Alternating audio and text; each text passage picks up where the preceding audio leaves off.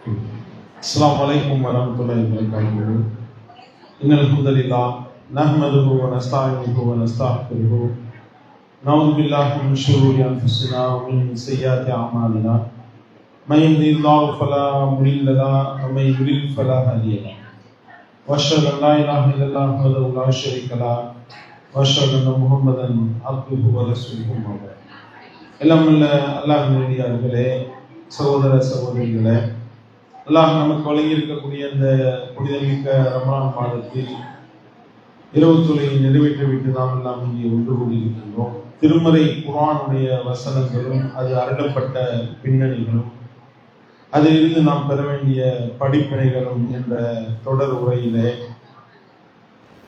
நாம் திருமறை குர்ஆனுடைய வசனங்களுக்கு உண்டான விளக்கத்தை நம்ம தொடர்ச்சியாக பார்த்து வருகின்றோம். அதுல இன்றைய தினம் சூரத்துல் கஸஸ் 28வது அத்தியாயத்தினுடைய 56வது வசனமாக இடம்பெற்றிருக்கக்கூடிய வசனத்துக்கு உண்டான விளக்கத்தை நாம் அறிந்து கொள்ள இருக்கின்றோம். அல்லாஹ் தன்னுடைய திருமறை சொல்லி காட்டுகின்றான், இன்னல்லாஹ லா யஹ்தி இன்னக லா தஹ்தி மன் அஹ்பப்த வலாகின்னல்லாஹ யஹ்தி மய்யஷா வஹுவ அஅலமு பில் முஹ்ததீன். இந்த வசனத்துக்கு உண்டான விளக்கத்தை தான் இன்றைய தினம் நாம் அறிந்து கொள்ள இருக்கின்றோம். இன்னக லா தஹ்தி மன் அஹ்பப்த, அல்லாஹ் குர்ஆன்ல சொல்லி காட்டுகிறான், நபியே நீ யாரையெல்லாம் நேசிக்கிறியோ, யாரையெல்லாம் நீ விரும்புறியோ அவர்களை எல்லாம் உன்னால் நேரிய வழியில செலுத்திட முடியாது. வலாக்கின் மாறாக வலாகின்னல்லாஹ யஹ்தி மய்யஷா, அல்லாஹ் தான் நாடியவர்கள் நேரான வழியில் செலுத்துவான். வஹுவ அஅலமு பில் முஹ்ததீன், நேரான வழியில் இருக்கக்கூடியவர்கள் யார் என்பதை அவன் அறிவான். அல்லாஹ் அனைத்தையும் அறியக்கூடியவனாக இருக்கின்றான் என்று அல்லாஹ் சொல்லி காட்டுகின்றான். இது அல்லாஹ்வுடைய தூதருக்கே செக் வைக்கிற மாதிரியான ஒரு வசனம். இது நீ நினைச்சாலைனா நேரிய வழியில் செலுத்திட முடியாது. மாறாக நான் யாருக்கு நாடுறேனோ அவர்களுக்கு தான் நேரிய வழி கிடைக்கும் என்பது இஸ்லாத்தினுடைய ஒரு கொள்கை பிரகடனம். அல்லாஹ்வுடைய வல்லமையை, ஆற்றலை, அவனுடைய மகத்துவத்தை, அவனுடைய மாண்பை நாம் விளங்கிக் கொள்ள வேண்டும். அப்படின்னா இதை நாம விளங்கணும் முதல். ஏன்னா உள்ளங்களை ஆட்சி புரியக்கூடியவன் அல்லாஹ். நம்முடைய உள்ளத்தை எப்படி வேணாலும் எல்லாம் மாற்றுவான். இந்த உள்ளம் என்பது, உள்ளம்ன்றதுக்கு அரபில கல்பு அப்படின்னு சொல்லப்படுது. கல்பு, உள்ளங்கள், குலூப் அப்படின்றோம். கல்புனால என்ன அர்த்தம் தெரியுமா? உருளக்கூடியது அர்த்தம். இப்படி மாறிக்கிட்டே இருக்கு. அப்படின்னும் பொழுது இந்த மார்க்கத்துல ஒருவருடைய உள்ளம் நிலைத்திருக்க வேண்டும். நம்முடைய உள்ளம் இந்த மார்க்கத்தின் மீது நிலை பெற்று இருக்க வேண்டும். நாம கொண்ட கொள்கையில உறுதியாக இருக்க வேண்டும் என்றால் நாம அல்லாஹ்விடத்துல துஆ செஞ்சுக்கிட்டே இருக்கு, வேற வழியே இல்லை. இது நமக்கு மிக மிக மிக மிக வலியுறுத்தப்பட்ட ஒரு விஷயமாக இருக்கின்றது என்பதை நாம விளங்கணும். இந்த வசனம் எப்ப இறங்குச்சு, இதனுடைய பின்னணியை நம்ம பார்க்கிறோம். இன்னக லா தஹ்தி மன் அஹ்பப்த வலாகின்னல்லாஹ யஹ்தி மய்யஷா, நபியே நீ நாடியவர்கள் எல்லாம் நேரிய வழி செலுத்த முடியாது. நான் யார நாடுறேனோ அவர்களுக்கு தான் நேரான வழி கிடைக்கும். வஹுவ அஅலமு பில் முஹ்ததீன், நேரிய வழியில் இருக்கக்கூடியவர்களை அவன் அறிவான் அப்படின்னு அல்லாஹ் எப்ப வசனத்தை இறக்குனான் தெரியுமா? அபூ தாலிபுடைய மரணம் தருவார். அந்த டயத்துலதான் அல்லாஹ் இந்த வசனத்தை இறங்கு. அவர் சக்கராத் ஹால்ல கிடக்கிறாரு, மூத்தா போற நிலைமையில இழுத்துக்கிட்டு கிடக்கு. நபிகள் நாயகம் ஸல்லல்லாஹு அலைஹி வஸல்லம் அவர்கள் போயிட்டாங்க. போய் அவர் இஸ்லாத்தை தழுவிடுங்க என்று இஸ்லாத்தின்பால் அழைப்பு விடுக்கின்றார். செஞ்சுறாங்க, யா அம்மி, என்னுடைய பெரிய தந்தையே, என்னுடைய தந்தையினுடைய சகோதரரை, லா இலாஹ இல்லல்லாஹ் என்ற கலிமாவை மட்டும் ஒழித்து விடுங்க.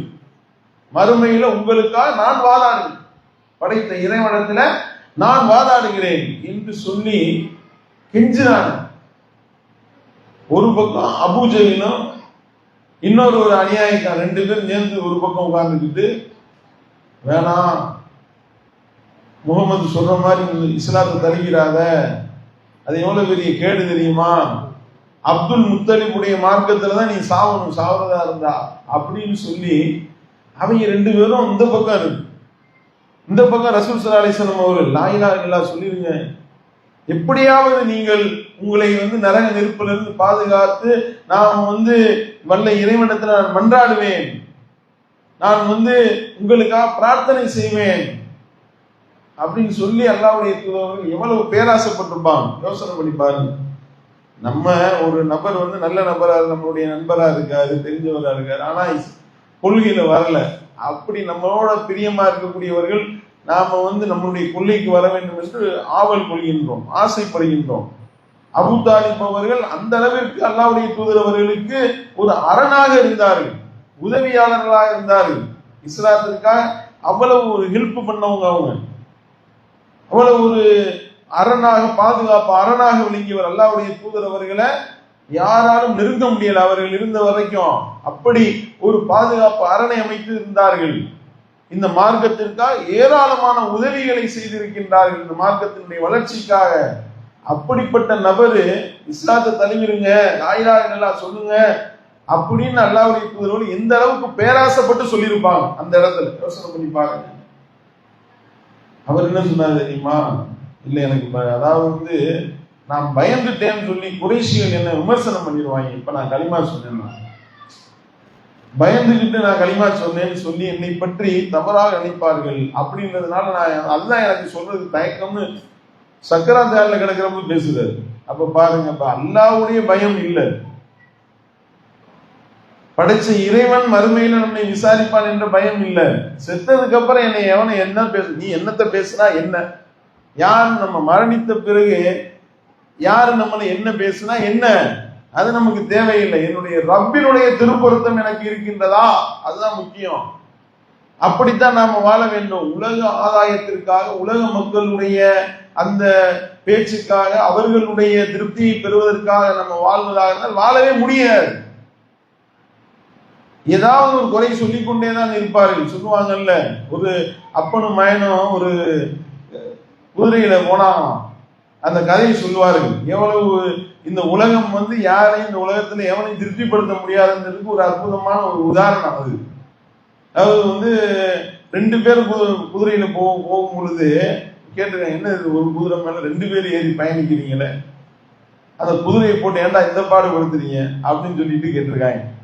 உடனே நினைஞ்சிருக்காங்க, அப்பா உட்கார்ந்துக்கிட்டு, மகனை மட்டும் உட்கார்ந்துக்கிட்டு அப்பா நடந்து வந்திருக்காரு. உடனே கொஞ்ச தூரம் போகும்போது கேட்டாங்க, அப்பா நடந்து வர்றாரு, மயன் உட்கார்ந்து, பெரிய மனுஷனை நடக்க விட்டுட்டு பையனை போய் உட்கார வச்சிருக்கீங்க, என்னடா அப்படின்னு சொல்லி திட்டிருக்காங்க.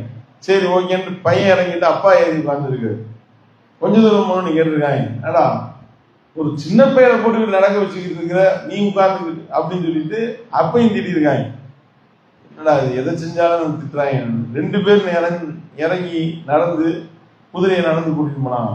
அப்ப கேட்டாங்க, ஏடா குதிரையை வச்சுக்கிட்டு ரெண்டு பேருமா நடந்து போறீங்க, அப்ப என்னத்தை செஞ்சாலும் சொல்லத்தான் செய்வாங்க, எதையா சொல்லிக்கிட்டே தான் இருப்பாங்க. உலகத்தினுடைய திருப்திக்காக வாழ முடியாது. நீ எவ்வளவு பயங்கரமான விருந்து போடுறாங்க என்னன்னு கேட்டா, நாங்க 2000 பேர் 5000 பேரை கூப்பிட்டு நாங்க விருந்து போடுகின்றோம், எங்களுடைய அந்த கெத்தை காட்டுறதுக்குன்னு திருமணத்தை நடக்குதா இல்லையா, இதுக்கெல்லாம் விருந்து போடப்படுகின்றது பாக்குறோமா இல்லையா? யாரையாவது திருப்திப்படுத்த முடியுமா? எல்லாத்தையும் முட்டை திண்டுட்டு என்னத்த விருந்து வச்சாங்க, பீஸ காணாம் அப்படின்ட்டு போயிடுவாங்க. அதே பீஸ அள்ளி போட்டுருந்தீங்கன்னு வைங்க, திண்டுட்டு கொழுப்பு ஜாஸ்தி, எவ்வளவு பீஸு கிடக்கு பாருன்னு வாங்க. இப்படி எதை நீங்க செஞ்சாலும் திட்டு வாங்கிக்கிட்டே தான் இருக்கணும். அப்படின்னும் பொழுது இவர் என்ன செய்யறாரு, மரணிக்கக்கூடிய தருவாயில குறைஷிகள் என்ன, எவன் என்னத்தை சொன்னா என்ன, எவன் என்னத்தையும் சொல்லிட்டு போறான். வலா யகாஃபூன லௌமத்த லாயிமீன். உண்மையான இறை நம்பிக்கையாளருடைய பண்பு என்ன தெரியுமா? பழிப்போரின் பழி சொல்லுக்கு அவர்கள் அஞ்ச மாட்டார்கள். எல்லாம் சொல்லி காட்டுகின்றார். ذَلِكَ فَضْلُ اللَّهِ. இது அல்லாஹ்வுடைய பேரருள். இந்த மாதிரியான ஒரு ஒரு நெஞ்சுரம் இருக்கு பாருங்க, இது அல்லாஹ்வுடைய பேரருள். யுஅ்தீஹி மன் யஷா. அல்லாஹ் தான் நாடியவர்களுக்கு இது வழங்குவான்.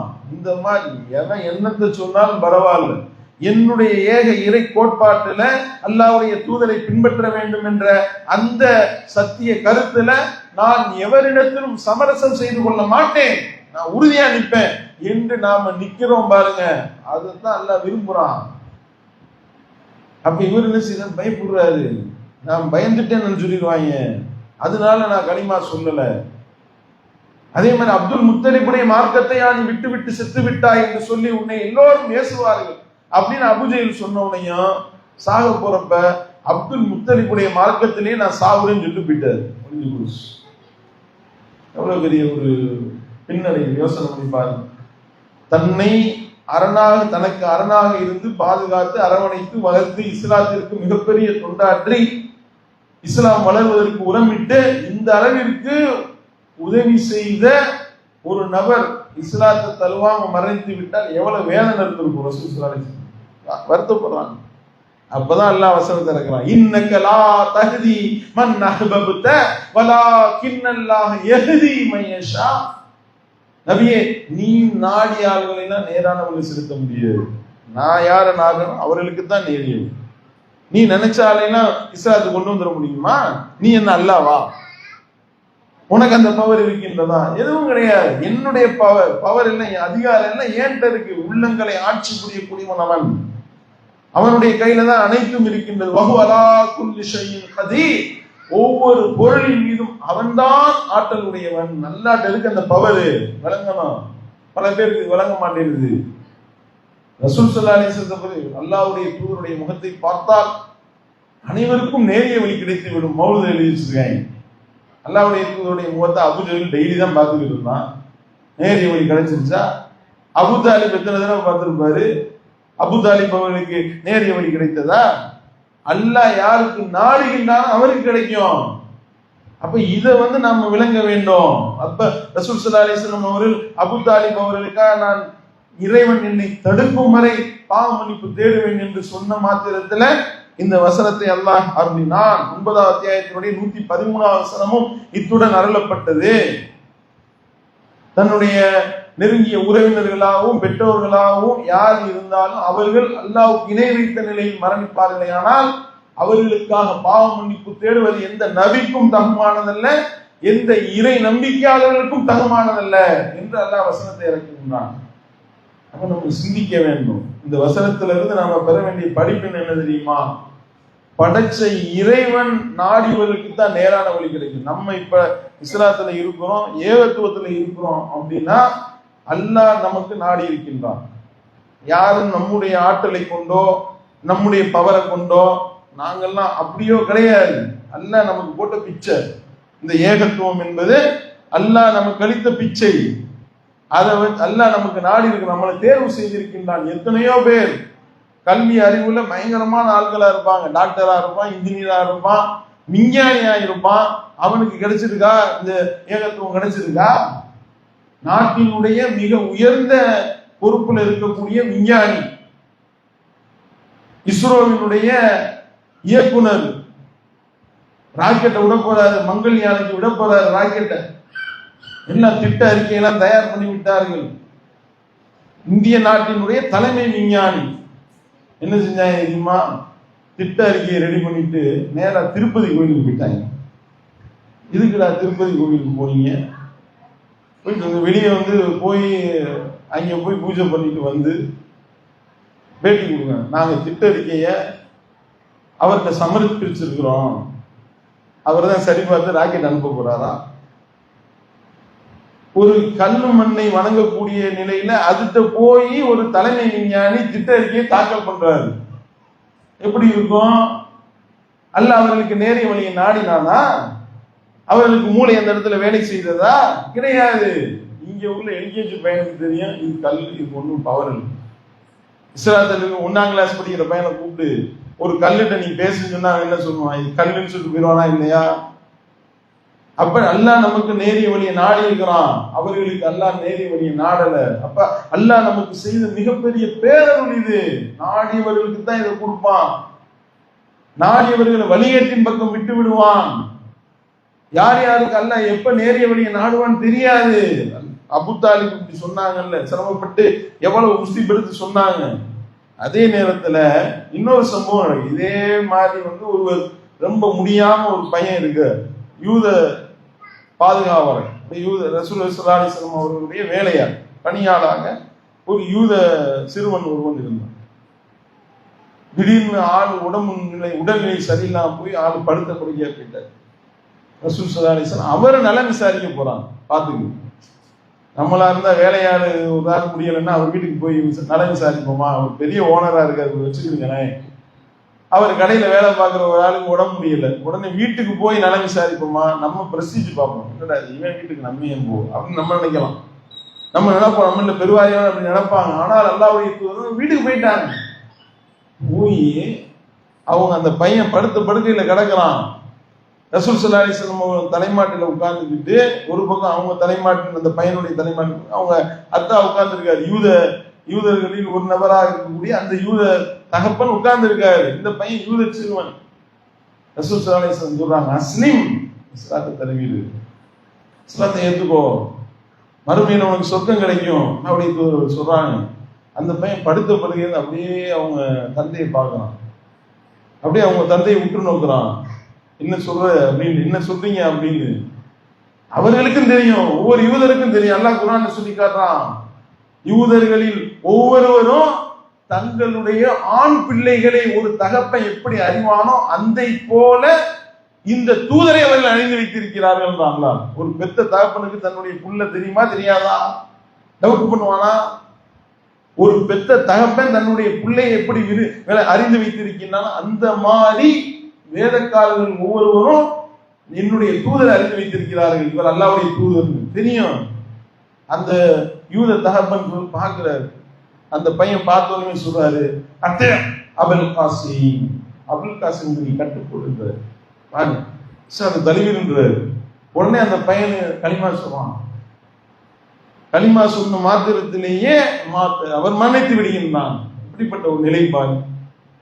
உடனே அல்லாஹ்வுடைய தூதர்கள் சொன்ன வார்த்தை என்ன தெரியுமா? அல்ஹம்துலில்லாஹ் இல்லதி அன்கதஹு மினல்லாஹ், நரக நெருப்பில் இருந்து இந்த சிறுவனை பாதுகாத்த அல்லாஹ்வுக்கே எல்லா புகழும் உரியது என்று அல்லாஹ்வுடைய தூதர்கள் சொன்னவர்களால் அந்த வீட்டில இருந்து வெளியேறினார்கள் என்ற செய்தியை பார்க்கின்றோம்.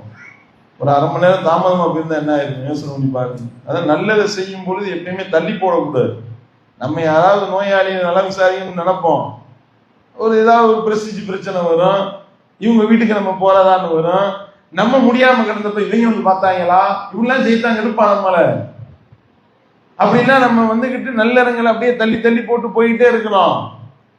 ஆனால் தள்ளி போடக்கூடாது. அப்படி தள்ளி போடுவதனால் என்ன வேணாலும் மாற்றங்கள் ஏற்படலாம். ரசூல் ஸல்லல்லாஹு அலைஹி வஸல்லம் கொஞ்சம் லேட்டா போயிருந்தாலும் நிலவரம் என்ன ஆயிருக்கும் யோசனை பண்ணி பாருங்க. அல்லாஹ்வுடைய தூதர் அவர்கள் ஒரு நபர் இஸ்லாத்தை தழுவ வேண்டும் என்றால் அவ்வளவு அக்கறை கொண்டவர்களாக இருந்திருக்கின்றார் என்பதற்கும் இந்த செய்தி சான்றாக இருக்கின்றது. அப்ப அந்த பையனுக்கு அல்லாஹ்வுடைய தூதர் சொல்றாங்க, அல்லாஹ் நாடிட்டான். அபூ தாலிப் எவ்வளவு சொன்னாங்க, கேட்கல. அப்ப பாத்தீங்களா, அல்லாஹ் தான் நாடியவர்களுக்கு தான் அந்த நேரான வழியை தருவான் என்பதற்கு உண்டான ஆதாரம் இல்லையா? இப்ராஹிம் அலைஹிஸ்ஸலாம் அவருடைய தந்தை ஆசர், இப்ராஹிம் அலைஹிஸ்ஸலாம் அவர்கள் அவ்வளவு இரக்கம் உடையவர்களா இருந்தாங்க.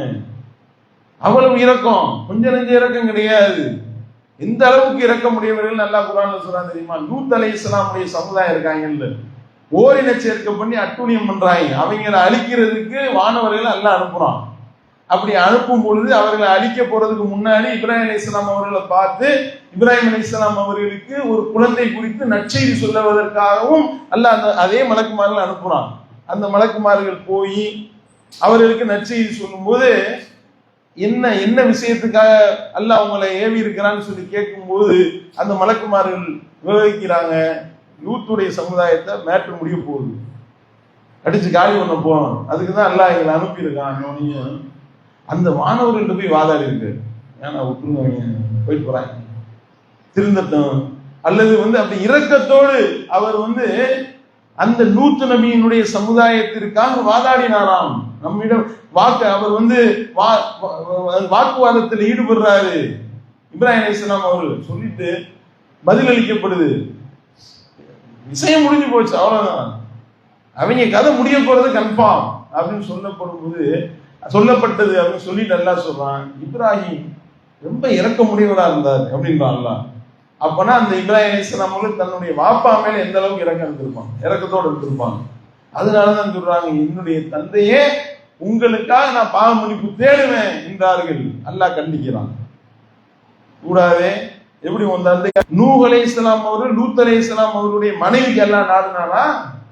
நம்ம இந்த இஸ்லாத்துல இருக்கிறோம், ஏகத்துவத்துல இருக்கிறோம், அல்லாஹ் நமக்கு எவ்வளவு பெரிய பாக்கியத்தை கொடுத்துருக்கான்னு தெரியுதா? இப்ராஹிம் அலைஹிஸ்ஸலாமுடைய வாப்பாக்கு கிடைக்கல இந்த ஏகத்துவம், நூஹ் அலைஹிஸ்ஸலாம் அவர்களுடைய மனைவிக்கு கிடைக்கல, லூத் அலைஹிஸ்ஸலாமுடைய மனைவிக்கு கிடைக்கல. லரபல்லாஹு மஸலன் லில்லதீன கஃபரு இம்ரஅத நூஹ் வ இம்ரஅத லூத். உலகத்திலேயே மிக கேடுகெட்ட மோசமான அந்த இரண்டு பேரும் நம்முடைய நல்லடியார்களுடைய அந்த ஆளுகையின் கீழே இருந்தார்கள், மனைவிமார்களாக இருந்தார்கள். கானதாகுமா, அந்த இருவருக்கும் அவர்கள் துரோகம் இழைத்தார்கள். அலம் யுக்னியா மின்ஹுமா மினல்லாஹி ஷைஆ. அவர்கள் அந்த ரெண்டு பேரும் நூஹ் அலைஹிஸ்ஸலாமுடைய லூத் அலைஹிஸ்ஸலாமுடைய மனைவிமார்களாக அவர்கள் இருந்த நிலையிலும் கூட அந்த நூஹும் லூத்தும் அவங்க மனைவிமார்களுக்கு எந்த ஒன்றும் செய்ய முடியல. யார் செய்ய முடியுமா? நரகத்திலிருந்து காக்க முடியுமா? நேரிய வழியை காட்ட முடியுமா? முடியாது. நரகத்திற்கு செல்வோரோடு சேர்ந்து நரகத்திற்கு செல்லுங்கள் என்று அவர்களுக்கு சொல்லப்பட்டு விட்டது என்னெல்லாம் சொல்லி காட்டுகின்றானே. அப்ப லூத் நபியினுடைய மனைவியையும் நூஹ் அலைஹிஸ்ஸலாமுடைய மனைவியையும் அல்லாஹ் கேடுகட்டவர்களுக்கு உண்டான உதாரணமா அல்லாஹ் சொல்லி காட்டுறான். அதே நேரத்துல அடுத்த வசனத்துல பாருங்க, லரபல்லாஹு மஸலன் லில்லதீன ஆமனு இம்ரஅத ஃபிரௌன். இறை நம்பிக்கை கொண்டவர்களுக்கு உதாரணம் என்ன தெரியுமா? ஃபிரௌனுடைய மனைவி அப்படின்னா. ஃபிரௌன் எவ்வளவு பெரிய கேடுகட்டான். அவனுடைய மனைவி இறை நம்பிக்கையாளருடைய உதாரணமா. அவங்க அல்லாஹ்விடத்துல கேட்டார்கள், ரப்பி பினிலி இந்தக பைத்தன் ஃபில் ஜன்னா வ நஜ்ஜினி மின் ஃபிரௌன அமலிஹி வ நஜ்ஜினி மினல் கௌமில் வாலிமீன். இறைவா, எனக்கு மறுமையில சொர்க்கத்துல ஒரு உயர்ந்த மாளிகையை கொடு, இந்த ஃபிரௌனுடைய சித்திரவதையில் இருந்தும் இந்த அநியாயக்கார கூட்டத்தினுடைய சித்திரவதையில் இருந்தும் என்னை நீ காத்து விடு என்று அவர்கள் அல்லாஹ்விடத்தில் துஆ செய்தார்கள். அப்பனா எந்த அளவுக்கு டார்ச்சர் பண்ணிருப்பாங்க அவங்கள. ஆசியா அலைஹிஸ்ஸலாம் அவர்களை, அவங்களுடைய பேர் ஆசியா அலைஹிஸ்ஸலாம் என்று ரசூல் ஸல்லல்லாஹு அலைஹி வஸல்லம் ஹதீஸ்ல சொல்லி இருக்கிறான். நம்ம யோசனை பண்ணி பாருங்க, அல்லாஹ் எப்படி கொண்டு வரான் பாருங்க. ஃபிரௌன் அன ரப்புக்கும் அலா, நான் தான் உங்களுடைய ரப்புன்னா. அவனுடைய மனைவி முஸ்லிம், உலகத்துக்கே தூதராக இரண்டாவது அந்த கப்பலுக்குள்ள இருந்தது. அவர்களுடைய சந்ததிகள் இப்ப நம்ம இருக்கிறோம். உலகத்துக்கே தூதராக 950 வருஷம் பிரச்சாரம் பண்ணி 950 வருஷம் தாவா பண்ணி எவ்வளவு தாவா பண்ணிருப்பாரு. அப்படி பிரச்சாரம் பண்ணி மனைவி வரலையே, மகன் வந்தானா? மகனும் வரல. மகனுக்கு தாவா பண்ணாங்க, வரல, வரமாட்டேன்ட்டான். கடைசியா கூப்பிடுறாரு, யா புனை, என்னுடைய மகனே வாடா, வந்துடுறா, கப்பல்ல ஏறிக்கோடா. அவன் சொல்றான், நான் என் கப்பல்ல, நான் அந்த மலை உயர்ந்த மலையில நான் ஏறிக்கிடுவேன், தப்பிச்சிருவேன்ல அப்படின்னு நான் பேசிக்கிட்டு இருக்கிறப்ப ஒரு ஆளை குறுக்கால வந்துச்சு, ஆள் காலி. அல்லாஹ்விடத்துல துஆ செஞ்சாங்க, இறைவா என் குடும்பத்தை காப்பாத்துறதா நீ சொன்னியே, என் புள்ள என்னுடைய குடும்பம் தானே, என் புள்ளை எப்படி கொண்டு போயிட்டு இப்படி செத்துட்டானே, உன்னுடைய வாக்குறுதி உண்மையானது, நீ வாக்கு மீற மாட்ட, என் குடும்பத்தை காப்பாத்துறதா நீ சொன்னீல, என் புள்ளை என் குடும்பம் தானே அல்லாஹ்விடத்துல கேட்கிறாரு. அல்லாஹ் சொன்னான், சொல்லாம் பாருங்க, அவன் உன்னுடைய குடும்பத்தை சார்ந்தவன் அல்ல. இது போன்று நீ ஒரு மூடரை போல பேசாத, உனக்கு எதுல திடமான அறிவில்லை அதை பத்தி நீ பேசக்கூடாது. அவன் இணை கற்பித்தவன், அவன் எப்படி உன் குடும்பத்தை சார்ந்தவனா இருப்பான் என்று அல்லாஹ் வசனத்தை இறக்கணும்னு அவர் அல்லாஹ்விடத்துல சரணாகதி இறங்கிவிட்டார். இறைவா, எனக்கு அறிவில்லாத குறித்து நான் உன்னிடம் பிரார்த்திப்பதை விட்டும் நான் உன்னிடம் பாதுகாவல் தேடுகிறேன். நீ என்னை மன்னித்து அனுபவியாவிட்டால் நான் நஷ்டவாளிகளில் ஒருவனாக ஆகிவிடுவேன். இறைவா, என்னை மன்னிச்சதுன்னு சரணாகதி அடைந்தார். அப்புறம் என்னன்னு விளங்குதா? நூஹ் அலைஹிஸ்ஸலாம் 950 வருஷம் பிரச்சாரம் பண்ணி மகன் வரலங்க, மனைவி வரல. அப்படின்னா நமக்கெல்லாம் இந்த இஸ்லாம் கிடைச்சிருக்குன்னா சாதாரண விஷயமா? இதுதான் ஒரு மனிதனுக்கு அல்லாஹ் கொடுத்த அருட்கொடைகள்ல நியமத்துகளே மிகப்பெரிய நியமத்து. இது பல பேருக்கு வழங்க மாட்டேங்குது. காசு இல்லை, பணம் இல்லை, பொருளாதாரம் இல்லை, சொந்த வீடு இல்லை, வாசல் இல்லை, என்ன இது ஒரு வாழ்க்கை அப்படின்னு நம்ம பேசணும். அல்லாஹ் நமக்கு ஏகத்துவத்தை கொடுத்திருக்கிறான். மறுமையில அல்லாஹ்வுடைய இந்த மகத்தான் அருளினுடைய பாக்கியம், இது எப்படிப்பட்ட ஒரு பாக்கியம் என்பது எப்ப தெரியுமா? மறுமையில் அல்லாஹ் விசாரிப்பானே, அந்த இறை மறுப்பாளனுக்கு நரகம் என்று தீர்ப்பளிக்கப்பட்டு விடும். நரகத்துக்குள்ள நுழடா கொலடா என்று சொல்லி அல்லாஹ் தீர்ப்பளித்து விடுவான். அப்ப அல்லாஹ் கேட்பானா, ரசூலுல்லாஹ் சொல்லி காட்டுறாங்க, என்னுடைய அடியானை உனக்கு காஃபிரா இருந்து போயிட்டு தொலைஞ்சிட்ட, உனக்கு நீ இணையற்பித்ததன் காரணமா என்னை மறுத்ததன் காரணமா நிரந்தர நரகம் தீர்ப்பளிக்கப்பட்டு விட்டது. அல்லாஹ் கேட்பானா, இப்ப உன்கிட்ட ஒரு கேள்வி கேட்கிறேன், இதுக்கு நீ பதில் சொல்லு. என்ன கேள்வி? பூமி நிரம்ப தங்கம் இப்பொழுது உனக்கு சொந்தமா இருக்கு, நீ என்ன செய்வ? எவ்வளவு? பூமி நிரம்ப தங்கம். பூமி நிரம்ப தங்கம் 1 கிலோ இருக்கு. நம்ம வாழ்நாள்லயே நான் சம்பாதிச்சு சேர்த்தேன்னு ஒரு கிலோ தங்கம் சேர்க்க முடியுமா? நாங்க 100 பவுன் வச்சிருக்கோம். 100 பவுன் 800 கிராம். நான் 200 பவுன் வச்சிருக்கேன். 200 பவுன்னா ஒரு 1.5 கிலோ வைங்க போங்க. 500 பவுன் வச்சாலும் 4 கிலோ, அவ்வளவுதான். பூமி நிரம்ப தங்கம் சாதாரண விஷயமா? எவ்வளவு விட இருக்கும்? இத நீ உன்கிட்ட சொந்தமா இருக்கு, அல்லாஹ் சொன்னா பொய்யா சொல்லுவான். இப்போ சொந்தமா இருக்கு வச்சுக்கோ, என்ன செய்வான்னு அல்லாஹ் கேட்பான். அதுக்கு அந்த அடியான் அந்த இறை மறுப்பாளன் சொல்லுவானா, இறைவா இந்த பூமி நிரம்ப தங்கத்தை நீ வச்சுக்கோ, இத பணயமா கொடுக்குறேன், என்னைய நரகத்திலிருந்து விட்டுருவானா. அப்ப அல்லாஹ் சொல்லுவானா, ஏண்டா இப்ப பூமி நிரம்ப தங்கத்தை கொடுக்க முடியா? நீ இந்த பூமியில வாழும்போது உன்கிட்ட என்னடா நான் கேட்டேன்? எனக்கு இணை கற்பிக்காத, இதைத்தான் நான் சொன்னேன். அவ்வளவு எளிமையான ஒரு சர்த்தை ஒன்றை சொல்லி இதை நீ ஃபாலோ பண்ணி நடான்னு நான் கேட்டா, எனக்கு இணை கற்பித்து விட்டு பூமியில நம்ம தங்கம் கொண்டு வரீங்களோ, போடா நரகத்துக்கு, இந்த நரகம் என்று அல்லாஹ் நரகத்துல தள்ளுவான் என்று ரசூலுல்லாஹ் சொல்லி காட்டுறாங்கன்னா, அல்லாஹ் குர்ஆன்ல சொல்றான், ஃபல யுக்பல மின் அஹதிஹி மில் உல் அர்லி ஸஹபன் வல இஃததாபி. பூமி நிரம்ப தங்கத்தை அவர்கள் ஈடாக கொடுத்தாலும் அந்த ஈடு அவரிடத்திலிருந்து ஏற்றுக்கொள்ளப்படாது.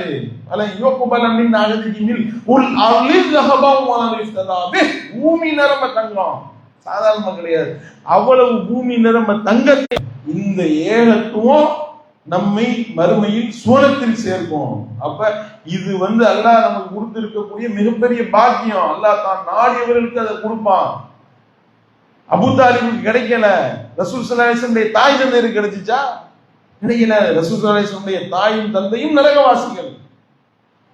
அல்லாஹ்வுடைய தூதரிடத்துல கேட்டார் ஒரு நபித்துவரையர், யார் ரசூலல்லாஹ், என்னுடைய வாப்பா இணை கற்பித்தல்ல மரணிச்சிட்டாரு, அவர் எங்க இருக்கிறார்? அவர் நரகத்தில் இருக்காங்க, அவர் நரகத்தில் இருக்கின்றார் என்று ரசூல் ஸல்லல்லாஹு அலைஹி வஸல்லம் சொல்றாங்க. அழுதுகிட்டே போறாரு. ரசூல் ஸல்லல்லாஹு அலைஹி வஸல்லம் கூப்பிட்டாங்க, வாங்க, உன்னுடைய தந்தையும் என்னுடைய தந்தையும் நரகத்துல தான் இருக்காங்க அப்படின்னு அவருக்கு சந்தோஷம். அல்லாஹ்வுடைய தூதருடைய வாப்பாவே நரகம்னா அப்ப நம்மள போயிட்டு சிரிச்சுக்கிட்டு இருக்கு. அப்ப ரசூல் ஸல்லல்லாஹு அலைஹி வஸல்லம் வாப்பா பேரு தான் அப்துல்லா. அப்துல்லான்னு பேர் வச்சவங்கலாம் சொர்க்கத்துக்கு போயிட முடியாது, எல்லாம் விளங்கிடுங்க. எல்லாரும் பேரு அல்லாமா குல்லாமான்னு எத்தனையோ பேர் வச்சிருக்காங்கல்ல, ஜமாலி வகைராக்கள், ஜமாலி ரஷாதி, நீ என்னத்த பேர் வையே, பேரை பார்த்து எல்லாம் காலை பார்த்துட்டு சொர்க்கத்துக்குள்ள விட மாட்டான். கொள்கை இருக்கா, என்னை நீ வணங்குனியா, எனக்கு இணை இருப்பிக்காம இருந்தியா, என்னுடைய தூதரை பின்பற்றியா, இதைத்தான் எல்லாம் கேட்பான். தர்கால போய் முட்டுனா போச்சு, முடிஞ்சு போச்சு. படைச்ச இறைவனுக்கு இணை வச்சா முடிஞ்சு போச்சு. தட்டு தகடு தாயத்து போட்டோம்னா முடிஞ்சு போச்சு. இறைவனுக்கு இணை கற்பிக்கக்கூடிய விதத்துல செயல்பாடுகளை செய்தால் ஒண்ணும் மிஞ்சாது, அனைத்தும் அழிந்து விடும்.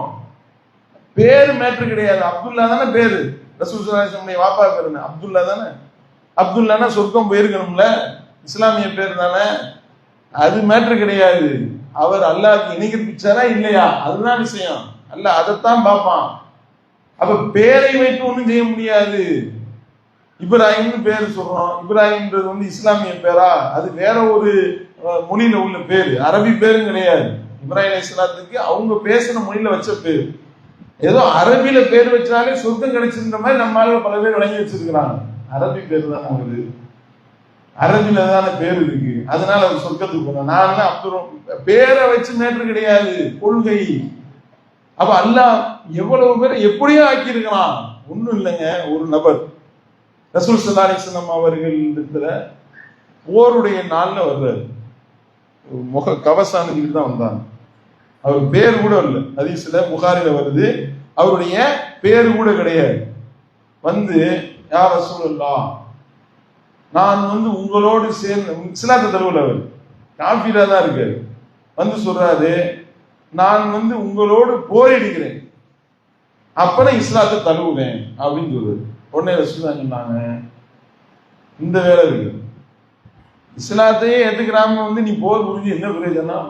இது கூட்டம் காட்டுற வேலையா? இதை ஆளுகளை கூப்பிட்டு வாங்க இவ்வளவு பேர் எங்களுக்கு போரிட ஆள் இருக்காங்க, அதுவா விஷயம்? கொள்ளுதான் விஷயம். முதல்ல இஸ்லாத்தை தழுவு அஸ்லிம், அதுக்கப்புறம் காத்தல, அதுக்கப்புறம் நீ என்ன செய்ய, போரிடு அப்படின்னா காத்தில் போரிடு. அவர் என்ன செய்யறாரு, இஸ்லாம் தழுவிடு. சரி ஓகே, அப்ப நான் களிமா சொல்லு, முஸ்லிம் ஆயிட்டு உள்ள போறாரு. கூத்தில கொல்லப்பட்டு விட்டார். அப்பதான் வர்றாரு, இஸ்லாத்தை பத்தி விளங்குறாரு, களிமா சொல்றாரு. களிமா சொன்ன மாத்திரத்திலேயே போர்க்களத்துக்குள்ள நுழைகிறாரு, ஷஹீத் ஆகிவிட்டார். ரசூலுல்லாஹ் என்ன வார்த்தை சொன்னாங்க தெரியுமா? அமில கலீலா, அமில கலீலா உஜிர கத்தீரா. இவருடைய செயலோ சின்னது, ஆனா இவர் பெற்ற நன்மை இருக்குல்ல அளப்பரியுது அப்படின்னா. செஞ்சது சின்ன. எவ்வளவு நேரம் இருந்திருப்பாரு இஸ்லாத்துல? யோசனை பண்ணி பாருங்க. ஒரு 5 நிமிஷம் இருந்திருக்க மாட்டாருங்க. தொழுவல, நோன்பு வைக்கல, ஜகாத்து கொடுக்கல, எந்த நல்லதுமே செய்யலைங்க. 5 வேளை தொழுதாரா, சுபூ தஹஜ்ஜுத் தொழுதாரா? ஒண்ணுமே செய்யல. ஆனால் கொள்கை, நான் அல்லாஹ்வை வணங்குவேன் என்பதை நான் உறுதியாக இருக்கின்றேன். அந்த கொள்கை அல்லாஹ்விற்கு நாடிதான்.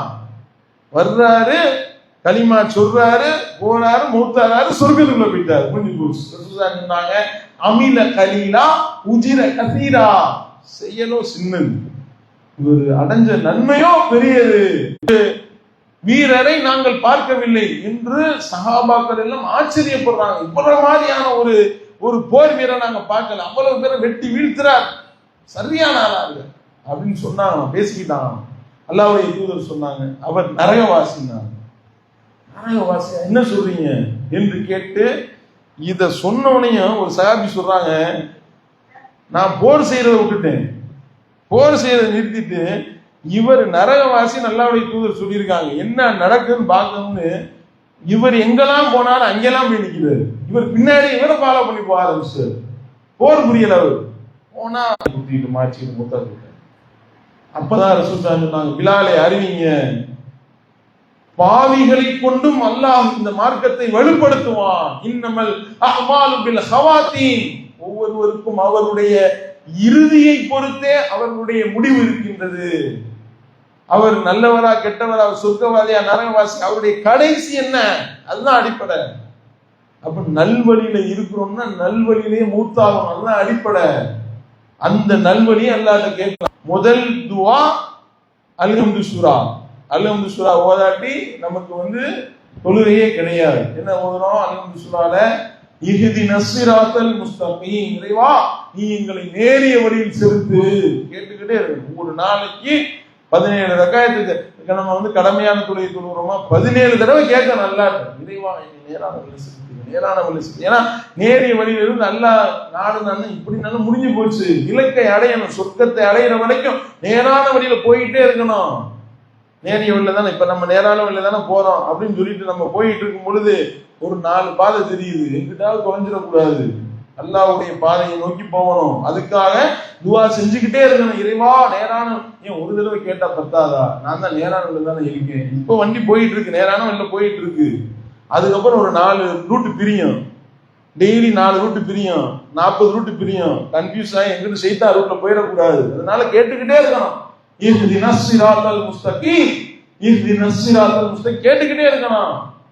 அதுக்கடுத்து ரப்பனா லா துஸிஅ குலூபனா பஅத இத் ஹதைதனா வ ஹப் லனா மின் லதுன்க ரஹ்மா இன்னக அன்தல் வஹ்ஹாப். இறைவா நேரான வழியில எங்களுடைய உள்ளத்தை செலுத்திய பிறகு எங்களுடைய இதயங்களை அதிலிருந்து பிறழுமாறு செய்து விடாதே. நீ மிகப்பெரிய வல்லலா இருக்கிற, உன்னுடைய அந்த வல்லல் தன்மையினுடைய வெளிப்பாடா எனக்கு நேரான வழியை காட்டு, நேரான வழியில என்னை இருக்க வை கேட்கணும். 2வது துவா. 3வது யா முக்கல்லிபல் குலூப், இந்த மார்க்கத்திலேயே இருந்து இந்த மார்க்கத்திலே மூத்தாயிரும். இதுல நம்ம அனுதினமும் இந்த துவா கேட்டுக்கிட்டே இருக்கு. இந்த துவா நம்ம கம்பல்சரி கேட்டுக்கொண்டே இருக்க வேண்டிய அற்புதமான பிரார்த்தனைகள். இந்த மாதிரியான ஒரு பிரார்த்தனையை நம்ம முன்வைப்பதுதான் இதுக்கு உண்டான ஒரே தீர்வு. வேற எதுவும் நம்ம கையில எதுவுமே கிடையாது. அல்ல நான் இப்படின்னு தான் முடிஞ்சு போச்சு, வழி மாறி